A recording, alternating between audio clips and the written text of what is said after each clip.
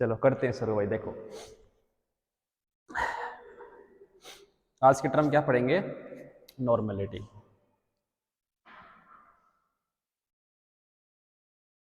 हाँ देखो भाई, नॉर्मेलिटी क्या है, सबसे पहले इसकी डेफिनेशन समझते हैं। नंबर ऑफ ग्राम इक्विवेलेंट्स या नंबर ऑफ मोल इक्विवेलेंट।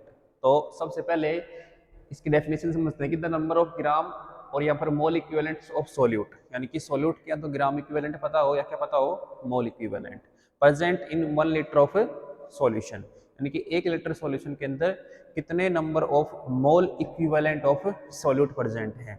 अब सबसे बड़ी बात ये आती है कि ये जो इक्विवेलेंट है ना, ये क्या चीज़ है, नंबर ऑफ ग्राम इक्विवेलेंट। तो नंबर ऑफ ग्राम इक्विवेलेंट को हम समझाएंगे, वहाँ पे एक एन फैक्टर टर्म आती है, उससे हम इसको कैलकुलेट करते हैं।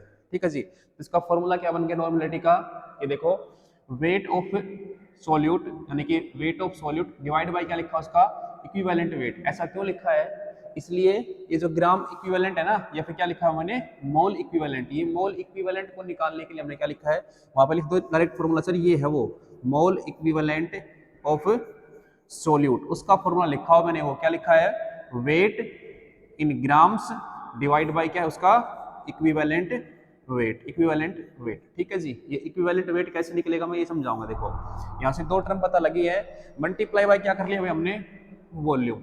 वॉल्यूम अगर हम लीटर में लेंगे तो बेटा 1000 को हटा देंगे, अगर वॉल्यूम यहाँ किस में होगी, ml में होगी, तो ऊपर क्या लगाना पड़ेगा, हमने 1000 लगाना पड़ेगा। सिंपल बात है। दूसरा फॉर्मूला ये जो हमने कल भी प्रूव किया था, जो हमने मोलैलिटी पढ़ी थी और मोलैलिटी पढ़ी थी, वहां पे यहाँ पे क्या लिखते थे, परसेंटेज प्योरिटी निकालना सिखाया था, W/W मल्टीप्लाई बाय D था, डेंसिटी था 10 था, डिवाइड बाय क्या था उसका, इक्विवेलेंट वेट। यानी कि हर जगह ये चीज आ रही है कि ये इक्विवेलेंट वेट क्या है, सबसे बड़ा फंडा क्या है, ये इक्विवेलेंट वेट क्या है। तो इसको समझते हैं कि इक्विवेलेंट वेट कैसे निकालते हैं। तो देखो नॉर्मलिटी में जो काम की चीज है वो क्या है, इक्विवेलेंट वेट। इक्विवेलेंट वेट कैसे निकालेंगे भाई, इक्विवेलेंट वेट का होता है निकालने का फॉर्मूला, जो हमारा मोलर मास होता है ना सब्सटेंस का, जो सोल्यूट था उस सोल्यूट का क्या होगा, मोलर मास, उसको डिवाइड करेंगे एन फैक्टर से, वो क्या आएगा, इक्विवेलेंट वेट। किसका mass, molar mass of solute divide by, या फिर ये कहो कि इक्विवेलेंट वेट तो हम किसी का भी निकाल सकते हैं, सोल्यूट जरूरी नहीं है, किसी भी कंपाउंड का मॉलिक्यूलर फॉर्मूला डिवाइड बाय उसका एन फैक्टर, क्या रहेगा, एन फैक्टर। अब सर ये एन फैक्टर क्या है, एन फैक्टर क्या है, देखो एन फैक्टर को समझते हैं कि एन फैक्टर किसी भी सब्सटेंस के लिए कैसे भी निकालते हैं। तो पहला एन फैक्टर कैलकुलेट करते हैं हम किसी भी एसिड के लिए, कि एसिड के लिए कैसे एन फैक्टर कैलकुलेट करेंगे, कैसे, जैसे कि हमारे पास ये लगा लो कि हमारे पास क्या है भाई, HCl है, क्या है, HCl। तो एन फैक्टर उसे कहते हैं बेटा जो सब्सटेंस में कितने H+ दे सकता है। अगर एसिड है ना वो, तो वो एसिड हमें कितने H+ दे सकता है किसी भी वाटर के अंदर, यानी कि एक्वस सॉल्यूशन के अंदर वो हमें कितने H+ आयंस देगा। तो देखो यहाँ से हमने HCl का एक्वस सॉल्यूशन के अंदर H+ आयन कैलकुलेट करने की कोशिश की, तो यहाँ से किस में टूटेगा भाई, ये H पॉजिटिव और Cl नेगेटिव मिलते। सर यहाँ से कितने H मिले हमें, एक, तो हम कहेंगे इसका एन फैक्टर क्या है सर, 1 है। क्या है इसका एन फैक्टर, 1 है। ऐसे ही अगर इसका हम क्या निकालें बेटा, इक्विवेलेंट वेट निकालेंगे, तो कैसे निकालेंगे सर, HCl का क्या है, Cl का इतना होगा 35.5 और हाइड्रोजन का एक, क्या हो गया बेटा 36.5 divide by sir N factor क्या है 1, इसका क्या आ जाएगा भाई, इक्विवेलेंट वेट आ जाएगा। ठीक है। ऐसे ही दूसरा एसिड में और देख लो, और कौन से लेंगे हम, जैसे कि एसिटिक एसिड हो गया, क्या हो गया, एसिटिक एसिड CH3COH। सर जब इसको वाटर में लेके जाएंगे तो किस में टूटेगा, CH3CO नेगेटिव, और एक क्या देगा हमें, H+। तो सर इसका एन फैक्टर क्या होगा, 1 होगा। सही बात है। और थोड़ी सी डिटेल में बात करते हैं। देखो एक एसिड, हमने एक एसिड और पढ़ा है जिसका नाम क्या होता है भाई, ये ऑक्जेलिक एसिड सबने पढ़ा है ना, वो बड़े काम की चीज होती है। ये जो तुम स्टैंडर्ड सॉल्यूशन बनाते हो लैब के अंदर, क्या होता है ये ऑक्जेलिक एसिड। अब ऑक्जेलिक एसिड को जब वाटर में लेके जाएंगे तो ये किसमें टूटेगा सर, ये इसमें टूटेगा CO नेगेटिव, और किसमें टूटेगा CO नेगेटिव, और दो क्या देगा हमें ये H+ आयंस। ठीक है। तो हम क्या कहेंगे सर, यहाँ से इसका एन फैक्टर कितना आया, 2 आया है।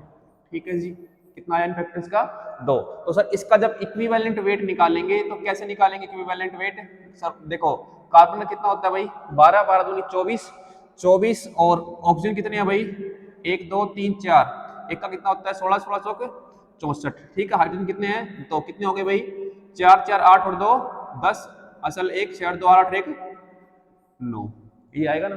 90। तो इसको क्या करेंगे बेटा इक्विवेलेंट वेट निकालने के लिए 90 डिवाइड बाई 2, तो कितना लेंगे उसका वो 45 लेने वाले हैं। समझ गए? 12 दूनी 24, 16 चौक 64, सही है ना? 64 में 2 गए, ठीक है 24, 4 4 8 और 10 असल 1 4 2 8 9, ठीक है जी। यानी कि सर उसका इक्विवेलेंट कितना आया 45। तो देखो अगर हमें उसकी क्या निकालनी होगी बेटा, नॉर्मेलिटी निकालनी होगी किसी भी सॉल्यूशन की। मैं ये कह दूं जैसे कि एग्जांपल लेके समझ लेते हैं कि मैंने बोला आपको लैब में तुम काम भी करते हो कि मैंने कह दिया तुम बना के लाओ बेटा n/10 सॉल्यूशन ऑफ, क्या कहा है मैंने, n/10 सॉल्यूशन ऑफ किसका, ऑक्जेलिक एसिड का। किसका भाई, ऑक्जेलिक एसिड का। तो कैसे प्रिपेयर करोगे, आपके सामने है किस तरीके से प्रिपेयर करोगे। तो मैंने क्या दे दिया बेटा, नॉर्मेलिटी गिवन है, हमें पता है सर नॉर्मेलिटी का फॉर्मूला क्या होता है, डायरेक्टली फॉर्मूला पता है क्या सर, वेट ऑफ, किसका वेट था ये बेटा, सॉल्यूट का वेट था, डिवाइड बाय क्या था उसका बेटा, या फिर डायरेक्ट ऐसे लिखो सर यहाँ पे क्या होता है, मोल्स ऑफ ग्राम इक्विवेलेंट, क्या था वही वो, ग्राम इक्विवेलेंट, या फिर क्या था भाई वो, moles of solute, equivalent moles of solute divide by क्या थी उसकी वॉल्यूम, और किस में थी वॉल्यूम भाई वो, लीटर के अंदर, यही था ना। और सर हमने ग्राम इक्विवेलेंट को क्या लिखा था सर, ग्राम इक्विवेलेंट क्या होता है, वेट ऑफ किसका आएगा यहाँ पे, सॉल्यूट का, डिवाइड बाय क्या लिखा था भाई, इक्विवेलेंट वेट किसका भाई, सॉल्यूट का, ठीक है जी। नीचे क्या थी वॉल्यूम, और अगर वो किस में होगी बेटा, अगर ml में लेनी है तो नीचे ml लगा देंगे और ऊपर मल्टीप्लाई किससे करवा देंगे 1000 से। यही क्वेश्चन था बिल्कुल, ठीक है।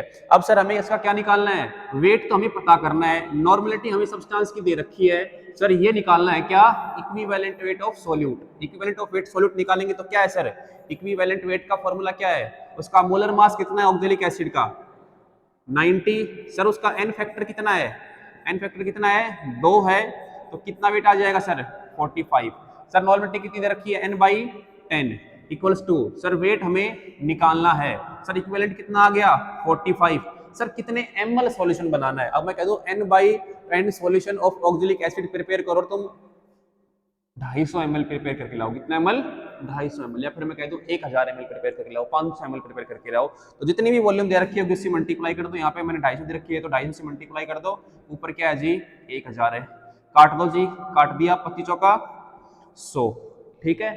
तो इधर से क्या आ जाएगा भैया, ये तो नीचे आ जाएगा 40, 25 ऊपर चला जाएगा ये ना 45, 45 बटा 40, ये क्या आ जाएगा इसका बेटा वेट आ जाएगा, ठीक है। लगभग काटोगे तो इस पर कितने बचाएगा ये 1 पॉइंट, फिर लोगे तो बेटा 5 बच गए 50 0, 1.5 ग्राम के अप्रोक्स आएगा, ठीक है 1.05 ग्राम के अप्रोक्स। तो सर इतना इतना वेट तोल के डब्बे से 1.05 ग्राम और किस में मिक्स कर देंगे, वो जो वॉल्यूमेट्रिक फ्लास्क होता है ना हमारा, ऐसे ऐसे वाला वॉल्यूमेट्रिक फ्लास्क होता है वो 250 ml का, और सर उसमें एक यहाँ पे मार्क होता है, यही होता है ना वॉल्यूमेट्रिक फ्लास्क।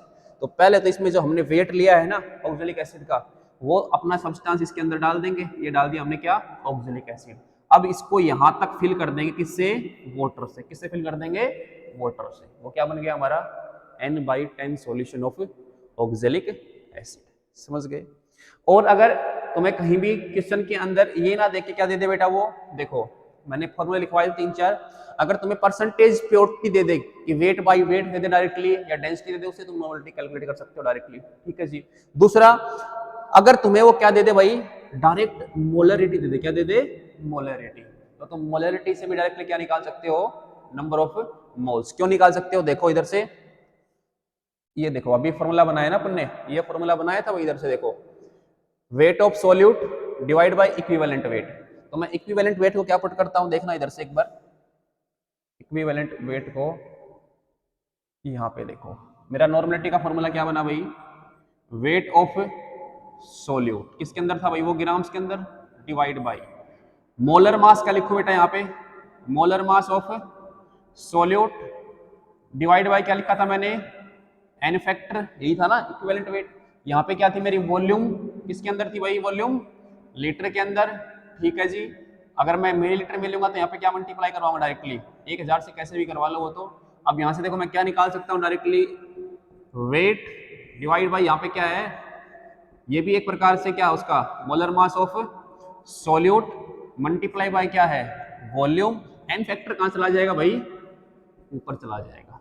ठीक है, तो ये जो क्वांटिटी होती है ना weight divide by weight of solute या फिर molar mass of solute into volume, क्या होती है ये मोलरिटी, क्या होती है ये मोलरिटी। तो molarity multiply by N factor, directly तुम किसमें क्या कैलकुलेट कर सकते हो उससे, नॉर्मलिटी। समझ गए आपको। तो नॉर्मलिटी और मोलरिटी में सिर्फ इतना ही डिफरेंस होता है, अगर मोलरिटी दे रखी है, मोलरिटी दे रखी तो तुम डायरेक्ट नॉर्मलिटी कैलकुलेट कर सकते हो अगर तुम्हें उस सब्सटेंस का क्या पता है, एन फैक्टर पता है। ठीक है जी।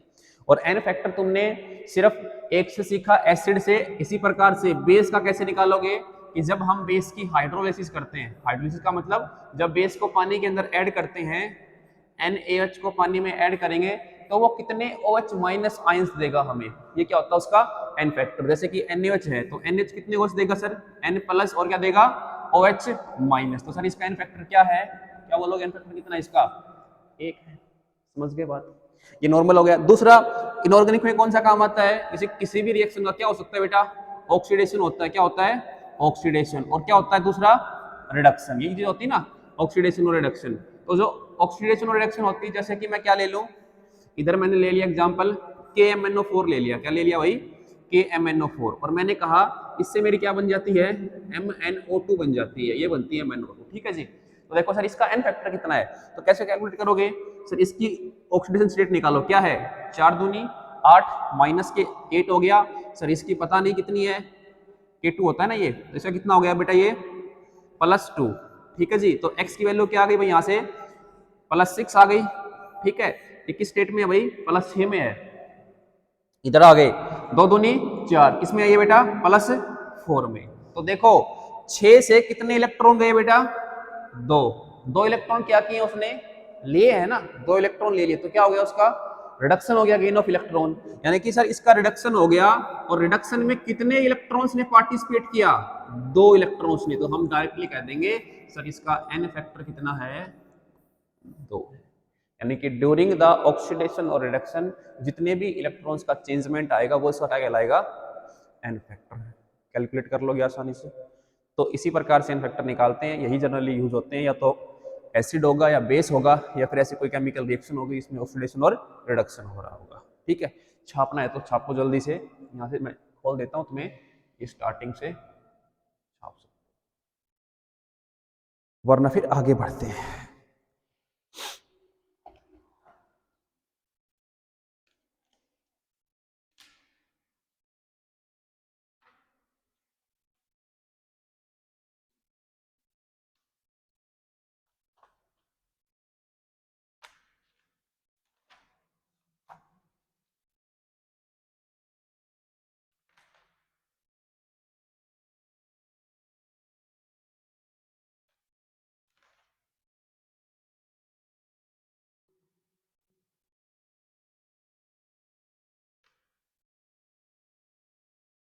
आगे बढ़े,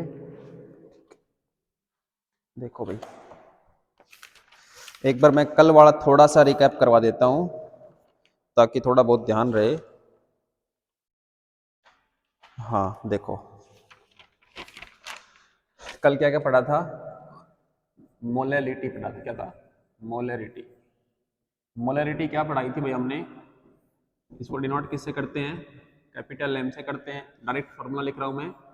मोलैरिटी किसके बराबर थी भाई, वेट ऑफ सॉल्यूट था ना, या फिर क्या सॉरी मोल्स ऑफ सॉल्यूट, क्या था moles of solute present in 100 gram of solution, 100 gram of solution, यानी क्या लिखूं यहाँ पे वेट ऑफ सॉल्यूशन, वॉल्यूम था या वेट था बेटा, अच्छा मोलरिटी में था वो वेट, समझ गया ठीक है, मोलरिटी में क्या था वॉल्यूम ऑफ सॉल्यूशन, ठीक है वॉल्यूम ऑफ सॉल्यूशन, और वो किस में थी भाई लीटर में। अगर इसी से हमने मोलरिटी का फॉर्मूला बनाना है तो क्या लिखो पर moles of solute moles of, directly ऐसे लिख दो भाई, एन से एन होते हैं ना moles, moles of solute divide by क्या लिखूं भाई, वॉल्यूम ऑफ किसकी है ये, सॉल्यूशन की। अगर वो किस में हो, ml में हो, तो मल्टीप्लाई किससे करवाना है, 1000 से। ठीक है, इधर यही दूसरी टर्म क्या पढ़ी थी हमने, मोलैलिटी पढ़ी थी। मोलैलिटी क्या थी भाई, उसको हम कैपिटल M से डिनोट करते हैं। वो क्या कहता है भाई, moles of solute, moles of solute present in 1 kilogram of solvent, 1 kilogram of solvent, moles of solute present in 1 kilogram of solvent. तो क्या लिखो यहाँ पे बेटा, weight of solvent, weight of solvent किस में भाई, वो किलोग्राम में। अगर यहीं पे number of moles of solute divide by weight of solvent किस में लेगा बेटा, ग्राम में लूंगा, तो किससे मल्टीप्लाई करवाना पड़ेगा, 1000 से। ठीक है, मेजर डिफरेंस दोनों में क्या था सर, ये क्या होती है, टेम्परेचर डिपेंडेंट क्यों होती है, और ये क्या होती है, टेम्परेचर इंडिपेंडेंट क्यों होती है ऐसा, क्योंकि सर यहाँ तो मास यूज करते हैं और मास पे टेम्परेचर का कोई इफेक्ट नहीं पड़ता, यहाँ वॉल्यूम यूज करते हैं और वॉल्यूम में क्या होता है भाई, वो इंक्रीज हो सकती है और डिक्रीज, यानी कंप्रेशन हो सकता है और एक्सपेंशन हो सकता है। दूसरा एक बात क्या थी, हम इसको तो क्या बोलते हैं बेटा, मोल बोलते, क्या निकालते इससे, मोल्स। ठीक है, और यहाँ पे जो निकलेगा ना, जो सब्सटेंस निकलेगा उसको क्या बोलोगे, मोलल। क्या बोलोगे भाई, मोलल। समझ गए, क्या बोलोगे, मोलल वर्ड यूज करोगे। ओके, यही पढ़ाया था कल। एक फॉर्मूला और भी लिखवाया होगा किसका, अगर वेट बाय वेट परसेंट दे रखा हो, weight by weight percent,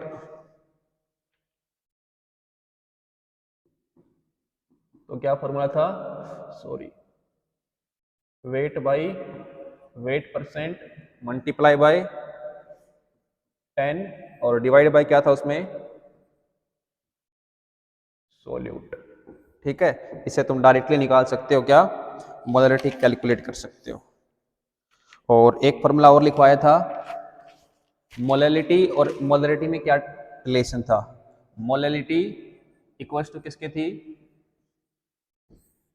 molarity into 1000 D minus क्या था भाई, मोलैरिटी मल्टीप्लाई बाय क्या था, मोलर मास ऑफ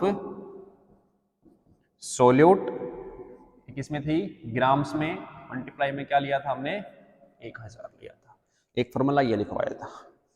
ठीक है जी, और आज हमने बात कर ली है नॉर्मेलिटी की, तो कंसंट्रेशन टर्म्स खत्म हो गई है। अब नेक्स्ट जो बात करेंगे वो किसकी बात करेंगे, मोल फ्रैक्शन। नेक्स्ट टॉपिक क्या है, मोल फ्रैक्शन। ये क्या है भाई, मोल फ्रैक्शन किस पे डिपेंड करता है, बताओ।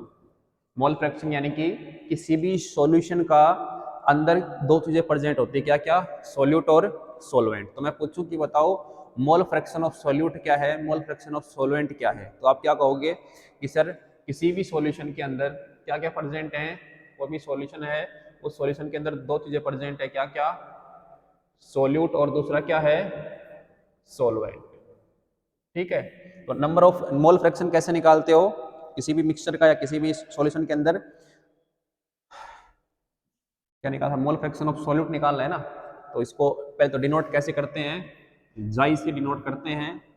तो मान लो मैंने जाई ऑफ सॉल्यूट निकालना है, तो जाई ऑफ सॉल्यूट कैसे निकालोगे, मोल्स ऑफ सॉल्यूट कितने हैं, उसके अंदर क्या है, moles of solute, number of moles of solute divide by total moles, solute के मोल्स कितने हैं, divide by moles of solute plus में मोल्स ऑफ सोलवेंट। अगर ऐसे ही तुम इसके निकालो बेटा, सोलवेंट के निकालना चाहोगे तो कैसे निकालोगे, moles of solvent divide by moles of solute plus में मोल्स ऑफ सोलवेंट। ठीक है, यहां से कैरेक्टरिस्टिक्स पॉइंट या जो ध्यान रखने वाली बात क्या है, हमेशा किसी भी मिक्सचर के अंदर moles of solute, sorry, mole fraction of solute plus में मोल फ्रैक्शन ऑफ सोलवेंट हमेशा एक के बराबर होता है। क्या कह रहा हूं मैं, mole fraction of solute plus में मोल फ्रैक्शन ऑफ सोलवेंट हमेशा किसके बराबर होता है, 1 के बराबर आएगी वो क्वांटिटी। ठीक है, यानी कि अगर एक पता है ना, अगर सॉल्वेंट पता, हमें सोल्यूट का मोल फ्रैक्शन पता लग गया ना, तो हम सॉल्वेंट के डायरेक्ट निकाल सकते हैं, एक में से घटा दो सर उसको। ठीक है, कहने का मतलब ये है। तो एक क्वेश्चन लिख लो छोटा सा, कर लो ट्राई। जितने भी कंपोनेंट होंगे किसी भी सॉल्यूशन के अंदर, उन सब के मोल फ्रैक्शन का सम क्या होगा, 1 के बराबर होगा। क्वेश्चन लिखो इसी के ऊपर कि मोल फ्रैक्शन ऑफ NaOH दे रखा है मैंने तुम्हें 0.2, मोल फ्रैक्शन ऑफ NaOH दे रखा है मैंने तुम्हें 0.2। ठीक है, और ये सॉल्यूशन वाटर के अंदर है, वाटर के अंदर ये सॉल्यूशन है, तो मुझे तुम वहां से मोलरिटी कैलकुलेट करके बताओ बेटा। क्या कैलकुलेट करके बताओ? मोलरिटी, मोलैलिटी बताओ, सॉरी मोलैलिटी, मोलैलिटी कैलकुलेट करके बताओ जल्दी से।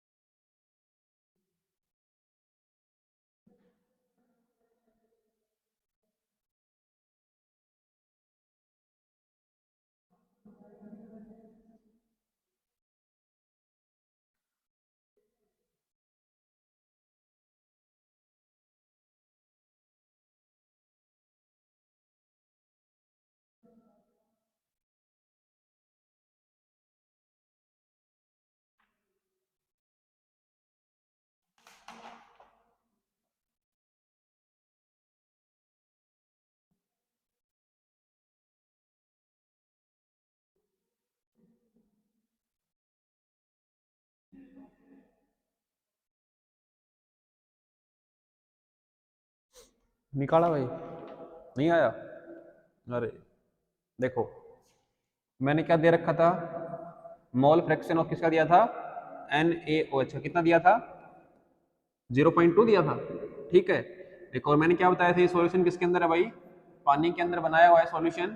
तो और मैंने क्या कैलकुलेट करवाए थे, इसकी मोलैलिटी कैलकुलेट करवाई थी। देखो sir, moles of minus plus में क्या करोगे बेटा, मोल फ्रैक्शन ऑफ इक्वल किसके होता है, यहाँ से किसके मोल फ्रैक्शन आ गया बेटा, वाटर का आ गया जी। ठीक है, अब क्या कैलकुलेट करना है हमें सर, देखो मोल फ्रैक्शन से हमें क्या चीज पता होती है, मोल फ्रैक्शन का फॉर्मूला देखो अभी लिखवाया था पीछे, ये रहा, कहाँ गया, उससे क्या पता है हमें, moles of solute divide by में moles of solvent plus solute equals to क्या होता है, मोल फ्रैक्शन होता है। यहीं से आ जाओ, देखो वाटर ये ले लो, इसका क्या पता हमें, ये पता है सर, देखो क्या पता है, हमारा 0.2 पता है सर, इसके मोल्स क्या निकालेंगे, मोल्स ऑफ NaOH। कैसे निकालोगे सर, डिवाइड बाय किससे करूं मैं, 1 से कर दूं। ठीक है, कर दिया 1 से, इसके मोल्स आ गए डायरेक्टली।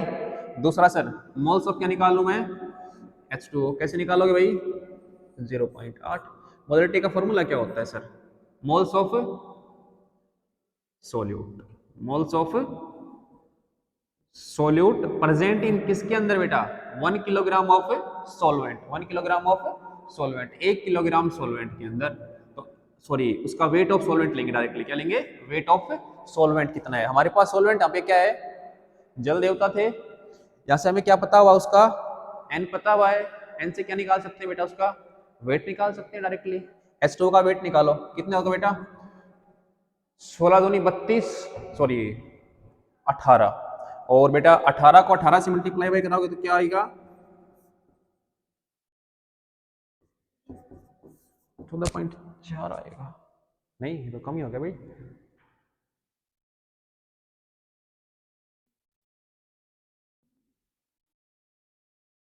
8 से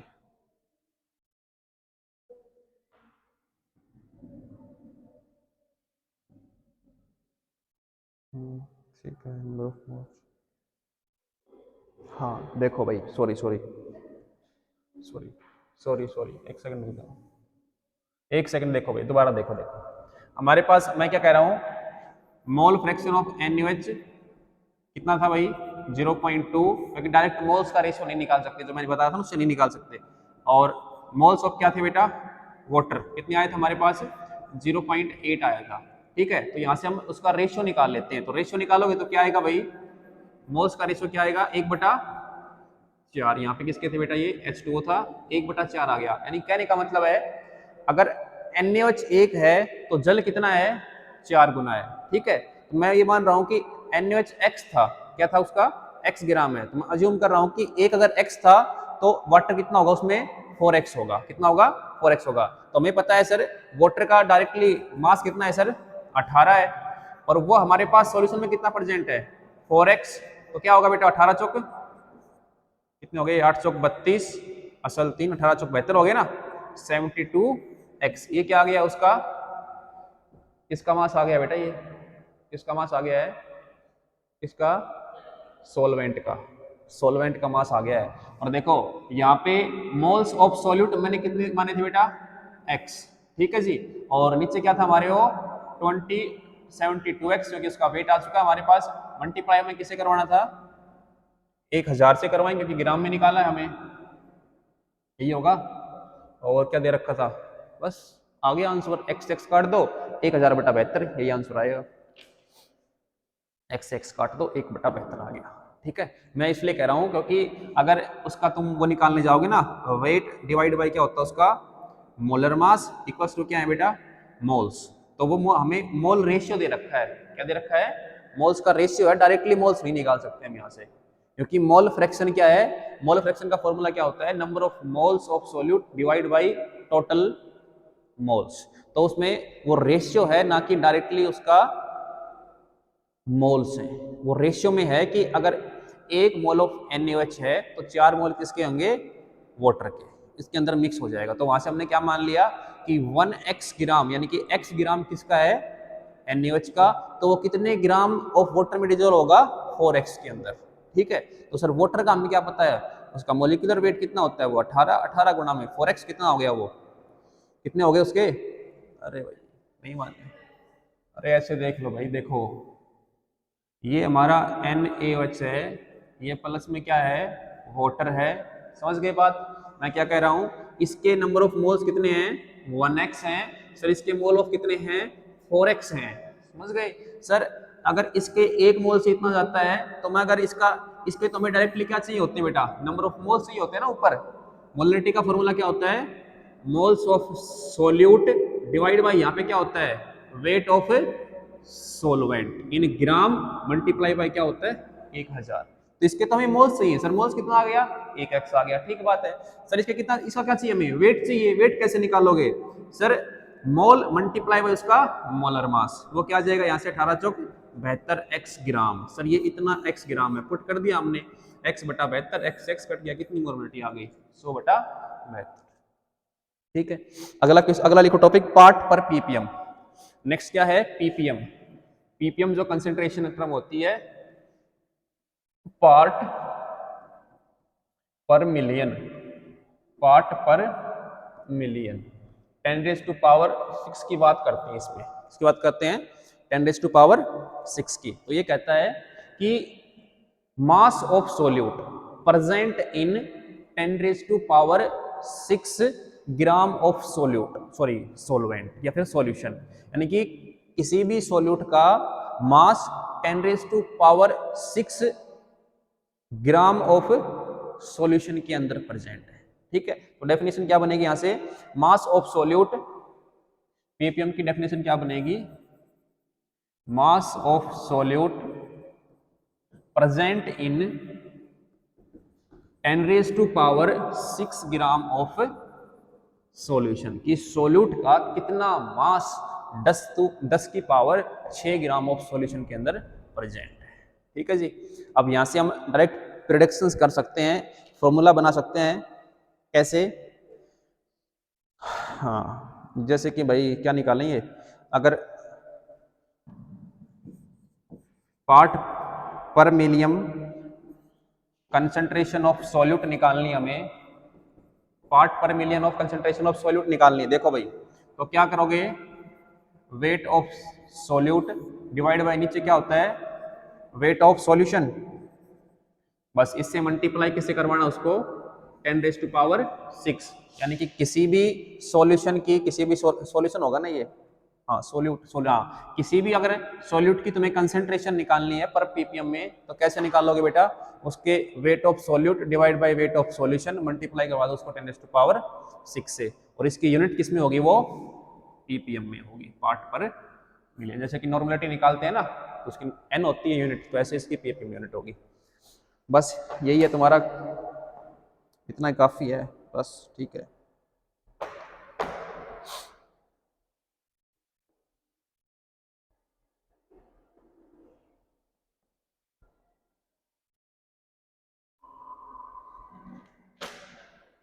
क्वेश्चन लिख लो, घर पे ट्राई कर लेना बैठ के। For a 1.5 gram molar NaOH solution, for a 1.5 molar NaOH solution, density है जिसकी 1.2 ग्राम पर मोल। इस क्वेश्चन को करना ट्राई बेटा। Calculate molality, calculate molality, weight by weight percent, weight by volume percent, mole fraction of solute, और पांचवा बेटा ppm concentration of solute, ppm concentration of solute. ठीक है, क्या 1.2 ग्राम पर ml। पीपीएम ऑफ कंसंट्रेशन का कंसंट्रेशन आएगी बेटा, कैलकुलेट करना 5 मल्टीप्लाई बाय 10⁻4 पीपीएम। चेक करना ये वैल्यू आती है नहीं आती है। दोबारा बोलो, 1.5 मोलर NaOH सॉल्यूशन जिसकी डेंसिटी, अच्छा आंसर बोलूं, 5 इंटू 10⁻4 पीपीएम, 5 इंटू 10⁻4 पीपीएम। ठीक है, तो तुम्हारा ये हो गया है। इसमें एडियोमेट्री बच गई है, वो क्या ही करवाऊंगा, एडियोमेट्री तो छोड़ो। तुम्हें हाँ, और वो बेटा एक एन फैक्टर का और ध्यान रखना, एक एन फैक्टर कैलकुलेट करते हैं जो कोई भी होते हैं ना आयनिक सॉल्यूशंस, जैसे कि ये Na2CO3 हो गया, ये हो गया ना, इसमें आयनिक सॉल्यूशन कैसे हुआ ये, कि सर CO3 पे कितना चार्ज है, 2 नेगेटिव। तो ये जो जितना चार्ज होता है ना, चाहे वो प्लस में हो चाहे माइनस में हो, डायरेक्ट इस चार्ज का मैग्नीट्यूड लेते हैं, उसका क्या आएगा, एन फैक्टर आएगा। ये 4 प्रकार से एन फैक्टर निकलते हैं। ठीक है, कल लास्ट टॉपिक रहेगा अपना, और उसमें करेंगे अपन यूनिट कन्वर्जन, सारी की सारी, प्रेशर की, टेम्परेचर की, वेट की, वॉल्यूम की, एरिया की, सब कल पढ़ेंगे यूनिट कन्वर्जन्स। ठीक है जी।